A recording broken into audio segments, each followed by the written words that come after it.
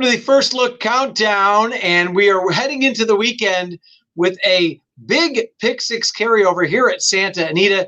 Joining me first from Pimlico, Gino Bacola. Gino, big weekend ahead here and at Pimlico for the Preakness. Yeah, it's a big weekend for our friends at First Racing, really all over the place, right? We'll get it started on Friday, and hopefully we can build a bankroll. It's also Black-Eyed Susan Day over at Pimlico on Friday, and then Saturday with the Preakness. But our focus for this show will be on races 4 through 9 for Friday at Santa Anita. And Scotty, not the easiest way to start when we start the sequence. They've got some maiden 2-year-old fillies going 4.5 furlongs for our first race. So horses that we don't have a whole bunch of information about. All first-time starters. And by the way, too, guys, the Preakness card on Saturday is phenomenal. Awesome undercard. Really good. Yeah.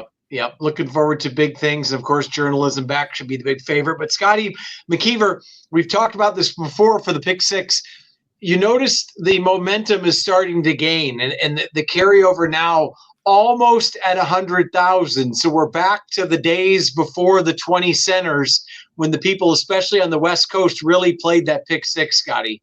Yeah, and I'm really proud of everybody at Santa Anita, like sticking with this, because I think I can understand if there was some frustration in the beginning, like, wow, they probably had way bigger expectations of how fast that would turn, but it's just taken some time.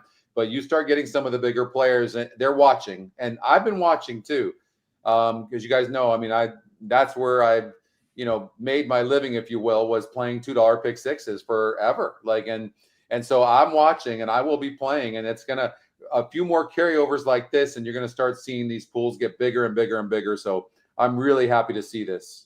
Well, before we get started, also, we've had a couple of your cohorts on lately, Scotty from Equine Edge, and they said, I know last week, a few days in a row, even the last couple of weeks, we've had a lot of prices. And one of the days they were talking that I believe four races in a row, the Scotty long shot actually won the race at Santa Anita. Yeah, so the pick 5, I want to say, paid 58,000, and the second pick won the first leg of that pick 5, the late pick 5. And then the Scotty long shot won the rest of the 4 races.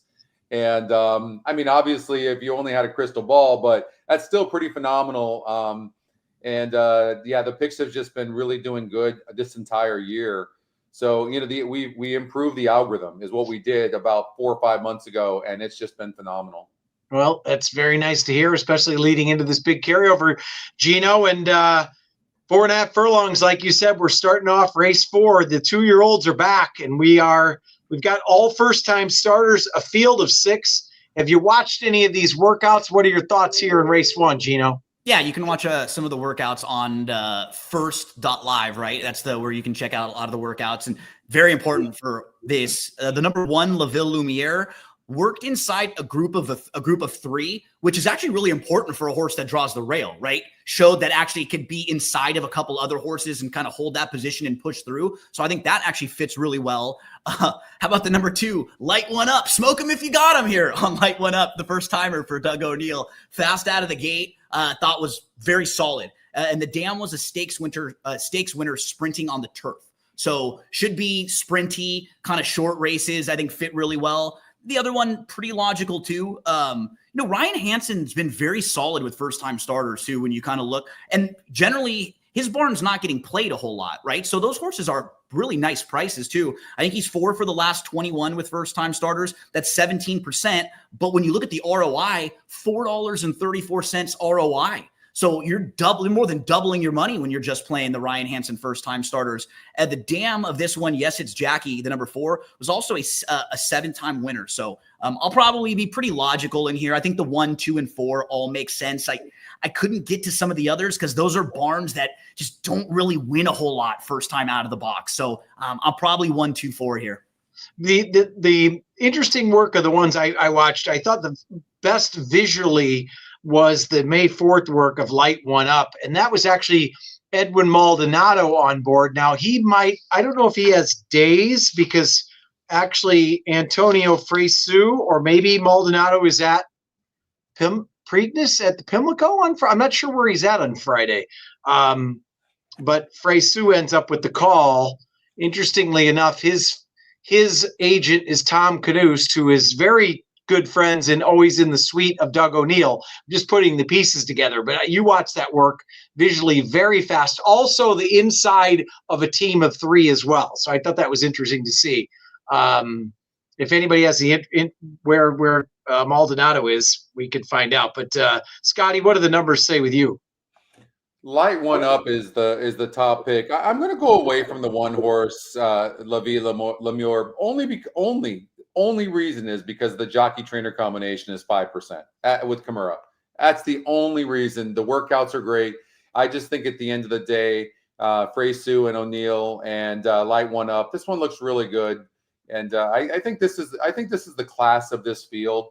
And I would not sleep on Velvet Dream. And the reason is this: if the 1 and the 2 duel, and they seem to have similar speed, at least that's what our race simulator is saying, then the 6 horse on the outside will be sitting 3rd in a really nice position. So I'm going to try to beat the 1 horse, and I'm only using the 2 and the 6. It's interesting, Chappie, that Maldonado, he's listed in the 7th race on a horse in the AE for Doug at Santa Anita, and then he's listed on Saturday in the 4th and the 9th races. So yeah, maybe just something there where they went a different direction. Interesting. Okay. And like you said, the only one other, like you said, Ryan Hansen on the 4, there were no works to watch on XBTV. There was only one work that was 3 furlongs. In a while back, right? Yeah. Yeah. But he's very good with the youngsters, and we know he's hitting at 19% first time out. So, all right, let's move on to the second leg, and we will go to you, Scotty. This is 6 furlongs on a turf, restricted allowance race here. What are your thoughts? Well, Jerry Spirit's been claimed out of the last couple of races, 2 back on March 22nd for $20,000. And then Steve Knapp got this horse claimed off of him last time out for $25,000 after a subsequent win after that $20,000 claim.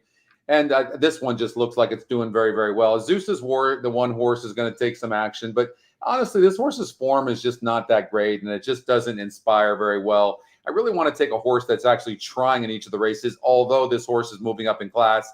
Timmy Actine, not really known for his claims, but he's 29% in 7 tries. So I think the horse must be doing good because he's protecting this horse. And the one thing I do like, guys, is that the win percentage on the 2 horse jumps to 43% in this race. So I think the 2 deserves a long, long look in this race. I thought the 8 horse, Cousin Richie, it's the Scotty Longshot. And it's not the best breaker in the world. So for that reason, that's one of the other reasons why I think I'm going to single Jerry Spirit. But I do think Cousin Richie at a price could be in the money. So you might want to watch out for the 8 horse. All right, Scotty, a question for you too, because you play the pick sixes all the time, right? And in a race like this, the 2 horses you mentioned, would you almost always, if they're short prices like that, pick one of them in single instead of doubling up with the 2 short prices? Because I think a lot of people will look at Zeus's War and Jerry's Spirit as kind of the top 2, but especially in a pick 6, when you're putting that $2 base wager together, you're doubling up if you use those 2 in a spot where you're not even going to get very much difference on your prices, right? So I'm looking at those 2 as the 2, but I think I'm going to go right with you and just single Jerry's Spirit, who has more speed, who is a horse. I don't know if they're going to be able to push him. And I just feel like I don't want to double up with the 2 short prices. Sometimes you got to just take a swing with one of them. And I really do believe Jerry's speed, at least on our race simulator, it's saying that Jerry's Spirit is going to have a 1-length lead over the 4 horse, and Zeus's War is going to be on the rail, and he's not the best breaker in the world either. Form is not that great. Yes, facing a little bit easier, but I think Jerry's Spirit is a fair price. Are going to be a fair price, and also a nice possible single here. And you're right, Gino, like you can't take 2 favorites here and then get one of them to win and cover 2 horses because you're essentially doubling your ticket. You have to take risks. Some of the biggest pick sixes I've ever hit, guys, I left out big favorites, left them out completely. So if you want to be able to get prices in some of the other legs, if you believe there are some prices, then you absolutely have to leave a horse out like Zeus's War. Let me ask you guys a question real quick before we move on. The old saying is never single a horse doing something for the first time. So probably Yachtine has turf in mind, right? When he claims this horse, and it's not protected, but he's first time turf on this horse. Does that concern you at all? I mean, bred up and down for turf. Gino usually has those stats, right? And the dam was a 2-time winner on the turf. And then the only sibling that tried turf tried it once and ran second. So if I see that there's enough And Yeah. I'm kind of playing him also, like Scotty was saying, as a lone speed type too. Yes. So I'm not quite as worried about the surface as much as I am just this horse getting out of the gate, getting clear early on. And then that's really what I'm kind of banking on. I am in such so I'm in such an agreement too, Gino. Here's the thing: if this was a distance race, like 2 turns, then I would be worried. But when you're talking about sprinting, sometimes it's like as long as the horse doesn't hate the surface completely, and there's no reason to believe that this horse is not going to like the surface, then this horse in sprinting wise, you just need the fastest horse that has some quality about him or her. And this horse has 4 wins in 8 races lifetime. So I would worry about this if it was a 2-turn race. Yeah, and I, like you guys said, both of you, the 4 might have a little speed, but there is very little speed in here, and Jerry's Spirit is quicker, so this horse should clear. So, Gino, are you going to single as well then? Yeah, I think that's why, because I didn't love any of the other bigger prices, so I just don't want to double up there with Jerry's Spirit, who I like much more than Zeus's War. So I'm just going to lean on Jerry. All right. We're leaning on Jerry as the lone F, and we will move on to leg 3, and that is a mile, $20,000 non-winners of 3 lifetime on the main. Gino, what are your thoughts here? Yeah, well, if I single, then the rest of the ticket now, as Scotty was pointing out, now you can give yourself a couple opportunities, and you can take a few swings throughout the way, throw in another price or 2 in some of these races. I think the 4, Be Punctual, super logical. The 5, Damasio, super logical. I might try to beat Michi's Express in this race, who is a horse who just loves finishing 2nd and 3rd, a lot of underneath types and not really quick early on. The one long shot that I'm going to throw in, who no idea if this horse is good enough to win, but there are some things I like with Tamarando Star. If you go back and look at some of his races last year, they were really solid. Then there was a point where I think he stepped up and just started facing a little bit too tough of company. He went 1 mile and an eighth in the Snow Chief, and then 1 mile 70 at Pleasanton. That was before a long layoff. Then his return from the bench, he shows up and it's on a wet track. The only thing I like out of that is that it was the race that kind of shakes some of the rust off. It gets the fitness builder there. This horse is going to be a massive price stretching back out, and he has some speed getting back to a route. I think he'll at least be forwardly placed and sitting in a good spot for what will really be, like, I'm going to kind of treat this as almost like his first start on the dirt, because the one at Pleasanton, something definitely went wrong and he was off for a long time after that. And last time it was a wet track. So 3, 4, 5, and 6 were on my radar, but I'll probably try to beat Michi's Express in here and see if we can go 3, 4, 5. Yeah, the only reason I thought Michi's Express was kind of a must use, 9 to 5, right? That horse actually had faced some tough horses back in the day by the likes of Jojo and JB Strikes Back, Takes 3, Miramati. And 3 races in a row has been caught very wide. Has had wide trips 3 races in a row, but not big on winning at 9 to 5. Anything else we missed here, Scotty? Well, if you look at Michi's Express, I know this horse only has 2 wins, but this is a non-winners of 3 lifetime. If you look 2 back, this horse faced a much tougher group, an optional claiming 20. And on our numbers, the horse was only 11% to win that race and got 2nd. So ran very, very good and got bet. And next time out, cut back to 6.5 furlongs and finished. There wasn't any speed in that race. And O'Neill claims the horse for $20,000. I have a feeling O'Neill could win a few races tomorrow. And this horse is 37% to win on our numbers. And I really do think the 7's going to get overbet. Based on our numbers, we're saying that the 7 horse last time out liked the wet track. And so, maybe not as much this time out. And so I think I do like the 4, Be Punctual a little bit for sure. But I'm actually going to single Michi's Express. All right. That's why we play the game there, Gino, right? You're going to try to beat Michi, and Scotty's going to single back-to-back so he can have some coverage in other areas. So I like it. All right. We move on to race 7. Scotty, we're coming back to you. 6.5 furlongs on the turf, allowance optional claimer, Calbreds here. What are your thoughts in race 7? Wide open, and I wish I could really lead you guys in a way here. Tight Squeeze is gonna probably be the favorite. By the way, that horse won the Brick and its maiden last time out for Sadler, and that wasn't a tough group, but this horse was training very well coming into the race. This horse is our top pick. I don't love horses first time against winners. They only win a very small percentage of the time. I mean, really small. When I run the race simulator, it's got every horse except for the 3-horse within a length of each other. So it's a really wide open race, guys. I'm not even going to throw something out there. The 8-horse Lava Lucy is going to be on the lead early. I'm pretty convinced of that. And Lava Lucy, the 3-year-old filly, I wouldn't be surprised from that post. I think the horse can rate just a little bit. And if this horse doesn't have to rush in the beginning, I think you could get a price on that one. We have this horse at 8-1 on the EE morning line.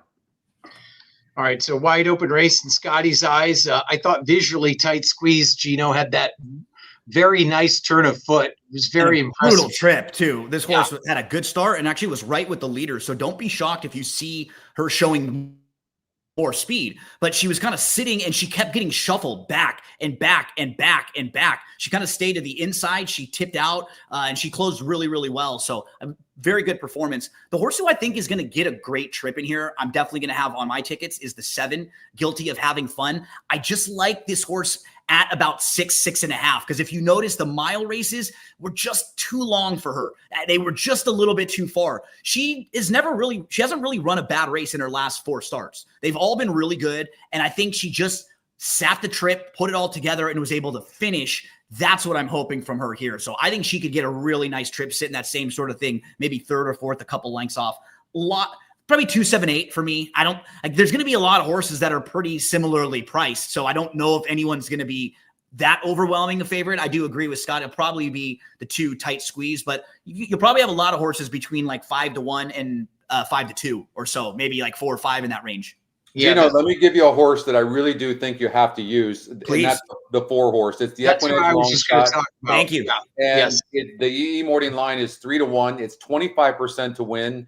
Listen, the horse broke 10th of 12 horses in its first start, going 6 furlongs on the turf, and it was only 2% to win that day, and it only lost by a length and a quarter. Then stretches out and wins really nicely to 8 furlongs. Very difficult thing to do. You have to have some talent in order to do that. Hernandez jumps aboard again. He's been there for all 3 starts. I have a feeling Craig Lewis has a decent horse here, and in a race where it looks wide open, I would not ignore the 4-horse. Yeah.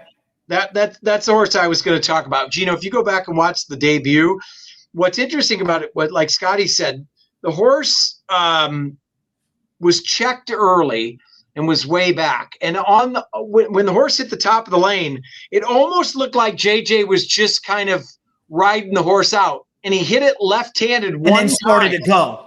And she just took off and very green. And even the second race, even though she got a pretty good trip, she's still a little green, but cutting back 8-1, I agree with there's talent there. I think she's just learning still.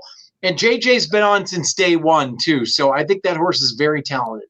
He knows her well. I had in my trip notes too, the 2 races together reminded me of like a harness horse, right? Where you're showing that late energy. And then the next time, the horse is live. So you just put the horse way more forwardly placed. And she got a great trip. That was going a mile. She'll cut back. Yeah, she's a player, especially at a price that will probably be like in that 6-ish to 1 range or so. Yeah, no doubt. All right. We move on to race 8. These are 6 furlong maiden 20. We're at the bottom level here, maiden 20s. Race 8. What are your thoughts here, Gino? Yeah, yikes. I had a tough time here. You're just trying to find horses who are going to show speed, right? Like just who has even flashed speed in some of their races. The one hasn't. Beauty Jenny hasn't been close. Coconut Girl hasn't really. They're putting the blinkers on, but she's cutting back. Petite Ange has shown speed. I mean, she's the horse to beat, but she's 0 for 14. I mean, she's not like one of those exciting horses, but most of her races have been against better. So the only race against maiden 20s, she showed speed. She finished 3rd. It was a solid race, and it would probably beat this field if she showed back up with that same effort. I mean, you start going through AP's Lucky Charm hasn't shown any speed. Dixie's Allure is faster in the morning, and she's better in the morning than she's been so far. So she's one that I just think she's going to show more speed in this race by default. I'm expecting her to be quicker out of the gate. Then you get to a string of first-time starters whose barns don't win a whole lot first time out. Like the horse who I want to use, the 8, but there's a month gap works for Babe Kelso.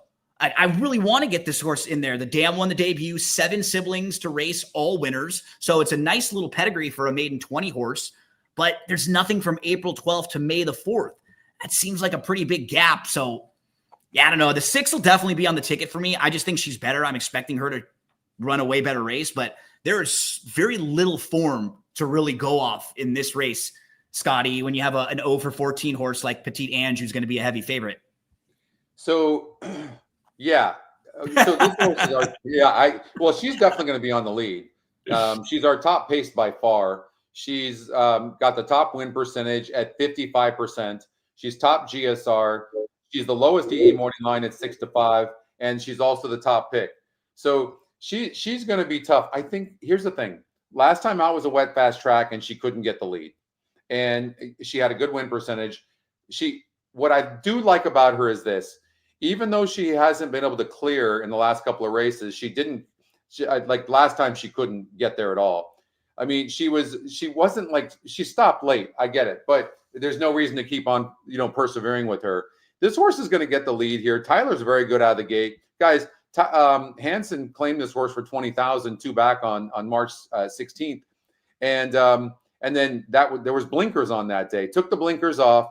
Not going to need the blinkers to get the lead here. But here's the thing. Hansen was 0 for 17 with first race off the claim. Second race off the claim, 38%. So, and I think if you are going to beat this horse, it's only going to be with one horse, and that would be the 6 Dixie Allure. So, that's a tough one because at first glance, this horse has burned so much money, meaning that the 4-horse Petite Ange. But I do think this horse is going to get a really easy lead.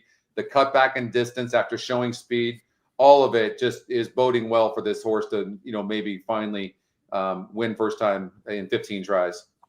The only other horse I would add in, I'm with you, Scotty. I think it's the 4-6. The only other horse I'm a little interested in would be the 3 Coconut Girl. I watched the last work on May 10th, and I thought it was pretty good, especially for this level.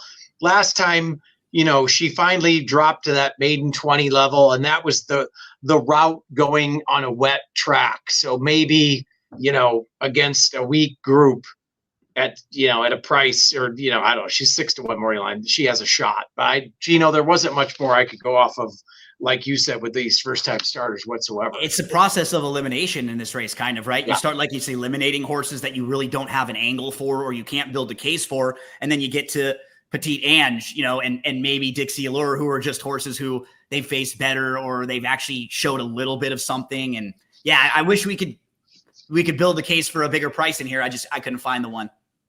Guys, I will say this. Usually, if you're going to beat the favorite in a race like this, if the 4 and the 6 don't win, it's going to be with one of these first-time starters, but none of them seem all that great. But if I was going to take one first-time starter, Babe Kelso, I look for works early on. 9 of 38 from the gate. Like that's pretty fast. Like at Pleasanton, 9 of 23.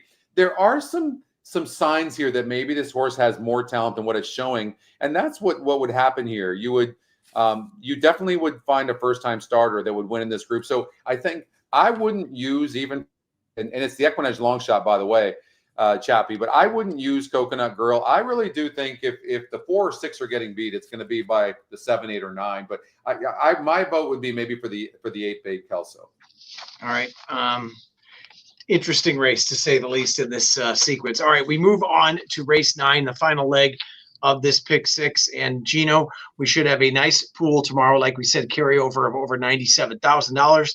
And we're going a mile on the turf, $25,000 claimers. Fillies, what are your thoughts here? Well, if I was at home, you might see my dog Ellie. She'd be in the background. You could get the Ellie Exacta here with Super Ellie and Empress Ellie. They're both very logical runners. But I'll give you one that I think's a price that maybe won't be on everybody's tickets. The 4 Highlands is like competitive with a lot of these horses and is not far off in some of the races. She's gotten some brutal trips. Just some really, really bad traffic trouble trips. And that's going to happen with a horse like that because she's not as quick as some of the others, right? She needs a little bit of racing luck. She's going to get stuck behind sometimes. But if she is like 10-1 and you look and you kind of compare her to some of the other horses that she's either defeated. I mean, she defeated Big Mama Sue last time out. Big Mama Sue had legitimate trouble, but I'm talking about just from a class standpoint. I don't think she's that far behind a lot of the common rivals in this race. So 4's in the mix for me, along with pretty logical 1, 2, and 9. I could see the race setting up for horses coming from off the pace a little bit. So with Lady Montclair, with Putt for Dough, with Madeira Wine, who all want to be forward. So I'll use the 4 as kind of a fun price who maybe can get the setup. And then I'll include with the 1, 2, and 9, who I think are pretty logical.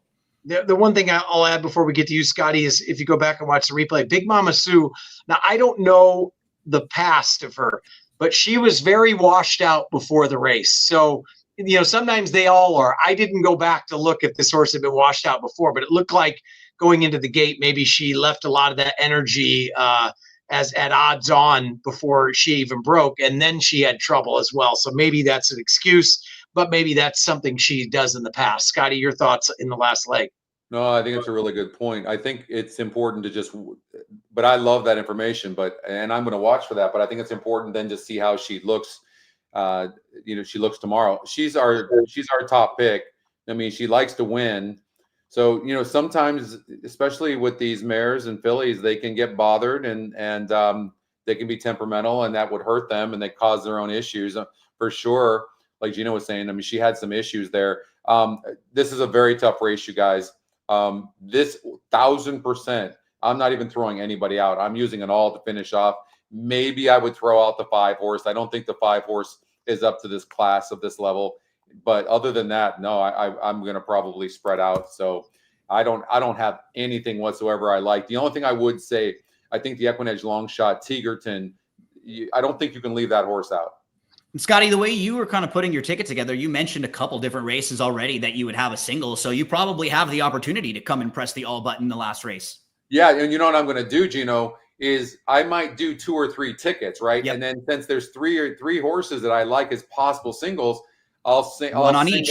Yep, one on each. Yep, I like that. Yeah, we know Scotty loves to attack the $2 pick 6, Gino, and it's interesting. As I was watching the end of the PGA out of the corner of my eye, the only horse he's not using is Putt for Dough. That would be the but plenty going on this weekend. Gino, you are at Pimlico right now, so kind of wrap us up about the weekend, and of course the pick 6 leading into the weekend here at Santa Anita. Yeah, first and foremost, Friday, make sure you get your pick 6 tickets in for the Friday pick 6 carryover at Santa Anita. It's also the big Friday at Pimlico. They'll have the Black-Eyed Susan as race 13 on Friday. There's a big Preakness Challenge handicapping tournament at ExpressBet that you want to play this weekend. I bet Scotty might be involved in that. He's usually in the big contest and usually towards the top of the leaderboard in those big contests. You'll see that name. So if you want to try to qualify that for $100, you can actually do it on Friday. You can win your way in a feeder at ExpressBet, so you don't have to pay the full $1,500 entry fee. That's fun to get involved in. And then obviously the Preakness on Saturday. First Racing had the Preakness future wager a couple weeks ago that you could have bet. It closed on Kentucky Derby Day.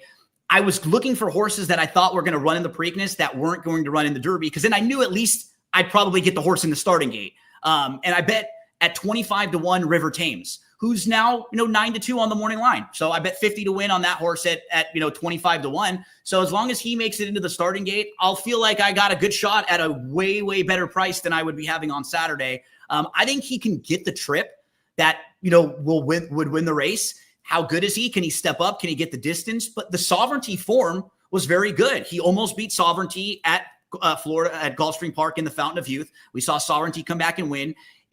Is River Thames as good as Journalism? Not yet, not so far. But in a 2-week turnaround, would maybe Journalism not have quite as much spark? We've seen that happen a lot. That's how I think he could win the race. So I'll go River Thames, Journalism. I threw in Goster as kind of a fun long shot there in the Preakness also. Scotty, your quick thoughts on the Preakness, and I know you will be involved in the contest as always. I will be, yeah, for sure. And absolutely, River Thames is a major, major player. In fact, River Thames is our second pick. Journalism, guys, had a ton of trouble in the Derby. Journalism is seriously a no-joke horse. This is a very, very good horse. Rispoli is riding great, had a ton of trouble in the Derby. The race set up for Sovereignty. Sovereignty was our second pick, and Journalism was our top pick. in the race. And I was touting both those horses, but there was so much speed up front, 22 and change, that helped Sovereignty. And Journalism had a bad trip and is more tactical. So Journalism is going to sit a beautiful trip and going to be very, very tough to beat. But I do think River Thames is going to get first run and be very, very tough. And this horse has some amazing breeding. So, yeah. And how about this, which I didn't even realize when I was looking it up? Pletcher nor Irad Ortiz never won the Preakness, either one of them. Oh, wow. Which is like, wow. And Pletcher's an 0 for 10. Irad hasn't won either. You would have just assumed that one of the two of them, with how good perennially top 5 jockey, top 5 trainer every year for the last like decade or so, but neither one of them has won the Preakness before. So I think it's a little interesting as they team up with River Thames. And I'm rocking the DRF. You see me. So shop.drf.com before you get all ready for this weekend. And River Thames, guys, River Thames had a ton of trouble in the Bluegrass. I mean, you want to talk about being the best horse in the race, and the horse is tactical as well. I mean, and only has 4 lifetime races. This is a very, very nice horse. So I think we're going to see, this could be a really good race between Journalism and River Thames. I don't think there's anybody else in here. Sandman's going to take some action, guys, but Sandman is a type of horse that really needs a lot of speed up front and comes from behind. I do think there is some speed here, though. If you look at Goal Oriented for Bob Baffert, American Promise, who doesn't have much promise to win, but is fast. Those two horses are gonna maybe even fast. Clever Again too, right? Yeah, Clever Again's gonna probably go as well too, Gino. Yep. So the way that I was kind of mapping it out sounds like you the same, Scotty. If Journalism and River Thames can get that trip behind the speeds, right, sitting like 4th, 5th, and then get the jump on the Sandman, I think that's kind of how the race will play out. Yeah, and River Thames is going to have no problem whatsoever getting 9.5 furlongs too, Gino. Well, go to DRF for all your information from Gino. Of course, he's the DRF man. And of course, go to Equine Edge for all of Scotty's info. He had all the Scotty long shots last week, and come back to us tomorrow. Now, you guys will be busy, but George O and I will be handling the seminar after the last race tomorrow for Saturday's card. And by the way, Pletcher's going to be 0 for 11 because Journalism will jog. He's awesome. He's awesome. For Scotty and Gino, guys, good luck this weekend. Have fun, Gino. Scotty, good luck in the tournament. Everybody else, good luck. I'll see you tomorrow. We will see you at the Preakness in Santa Anita this weekend. Thanks, gentlemen, for joining me. Have a great weekend. Appreciate it. Bye, everybody. Good luck.